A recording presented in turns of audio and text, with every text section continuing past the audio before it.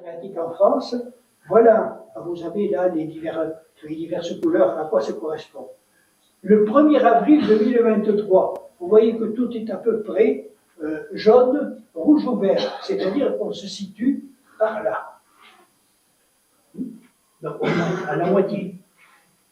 Le 1er février 2024, tout le monde a récupéré. C'est-à-dire ceux qui étaient en vert ou jaune, ben, ils sont devenus en bleu ciel. Sauf le département du Pays-Oriental.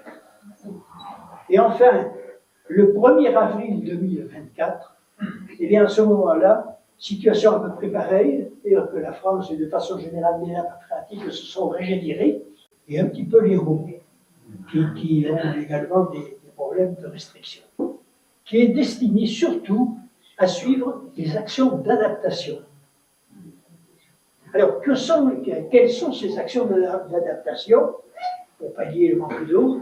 D'abord, il y a des actions pour optimiser. Vous avez vu qu'on commence à faire des essais, notamment de plantation de pistachiers, à Cléra, un petit peu partout, qui serait Dubaï. Quand ça se passe là-bas, on se dit tout est possible. La sécheresse, la fréquence des sécheresses, vous voyez, à plus 1,5 degrés, c'est multiplié en gros par 2,5. À 3 degrés, c'est multiplié par 3. À 4 degrés, c'est multiplié par 5.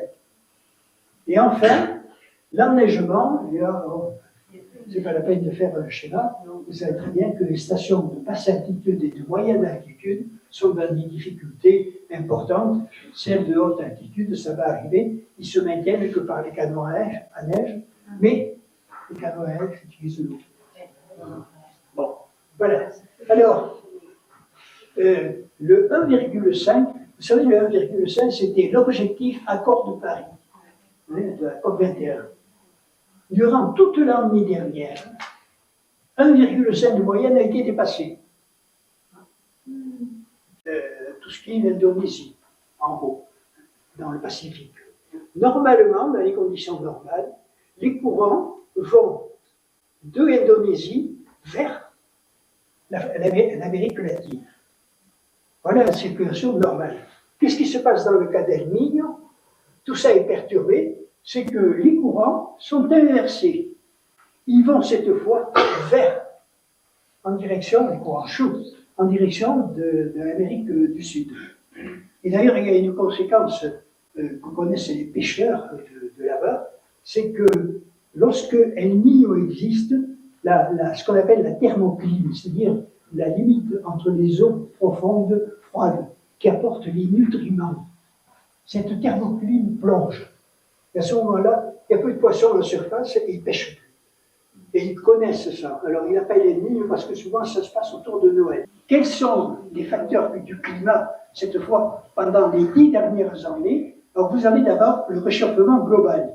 Et vous voyez que pendant les 10 dernières années, ce réchauffement global a augmenté. Ils disent non, mais ça c'est le soleil, si ça se réchauffe. Voilà l'importance, ce qu'on appelle les forçages, l'importance des modifications, chaud, froid, uniquement par les cycles solaires. C'est négligeable par rapport au reste. Bien. Et après-demain? Alors, après-demain, là, je dirais que ça dépendra de ce qu'on fera, si on est intelligent ou non. Parce que ça dépend des émissions de gaz à effet de serre. Voilà, là, vous avez les températures observées. Et là, vous avez diverses possibilités d'augmentation des gaz à effet de serre, des températures. Si les émissions de CO2 sont faibles, ces sols gelés en permanence, vous voyez, c'est dans les zones les plus au nord, et on commence à voir qu'ils le font, tout simplement parce qu'avant on construisait les maisons directement sur le permafrost, c'était mieux comme fondation. Mais avec la fonte du permafrost, les maisons s'affaissent. Et la fonte de ce permafrost libère ce qu'il y avait dedans. Qu'est-ce qu'il y avait? Il y avait des saloperies comme des bactéries, comme le charbon, dans le permafrost, et puis surtout du méthane. Le méthane étant le gaz le plus énergétique du point de vue réchauffement climatique. Deuxième rétroaction, les tourbières. Alors, les tourbières, vous savez, ce sont des endroits humides, mais avec le réchauffement climatique, la tourbe sèche. Et quand elle sèche, elle libère des gaz carboniques. Il y a ensuite les clatrates. Alors, qu'est-ce que c'est cette bête? Ce sont des cristaux de méthane qui sont dans des molécules d'eau. Voilà l'empreinte carbone des Français, d'un Français. C'est 10,8 tonnes de carbone, de gaz carbonique en 2020, qui se répartissent entre la mobilité, de 2,9, le logement, identique, on est passé de 18 à 9,9. Et en fait, ce qu'il faut, c'est arriver au niveau de l'accord de Paris, et voilà ce que ça donne, arriver à 2 tonnes par personne. Voilà.